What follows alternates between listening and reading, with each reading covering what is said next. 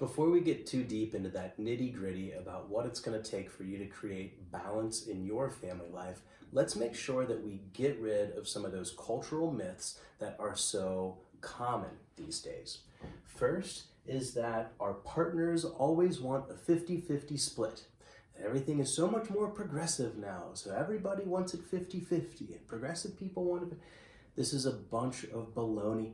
What people do want is to be treated fairly, whether that's a 70-30 split, whether that's an 80-20 split with what we're doing inside the household to support basic domestic tasks. That is up to the unique balance of every family, but not everybody is looking for a 50-50 split. Just something that's going to be fair and reasonable for folks, and we're going to help you figure out what that is.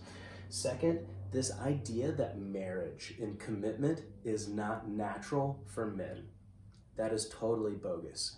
It is more common for men to be more visually or physically attracted, not only to our romantic partner, but to outside folks as well. That is just how part of how men are wired to notice physical attraction much more visually. Now, with this being said, the more men are identifying and having a balanced existence in a committed relationship and with monogamous family life, what we're finding are the health outcomes for us fathers are a lot better than for our peers who do not have stable family lives or family life at all.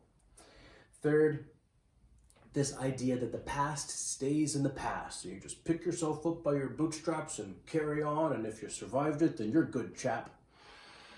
That's bogus too. And while you might be good, okay, or whatever that means, the fact of the matter is that the experiences that we have growing up will play out later in life unless we resolve any wounds that are left over. And if you want to have a different childhood than you had growing up, there might be some themes that you need to take a look at and a little bit of work that we need to consider doing so we don't recreate those wounds unknowingly.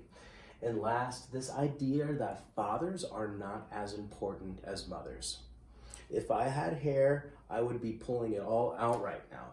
As the fact of the matter is that kids rely on dads and moms to do a lot of similar things that are really important, as well as some very specific aspects of life that are very important. For instance, dads are found to roughhouse a lot more frequently with kids, which is important for their physical development. We're going to be talking about a lot more of these aspects of how it is really important for dads to play a present and involved role in our family lives if we want to have the kind of balance that's available to us and our loved ones.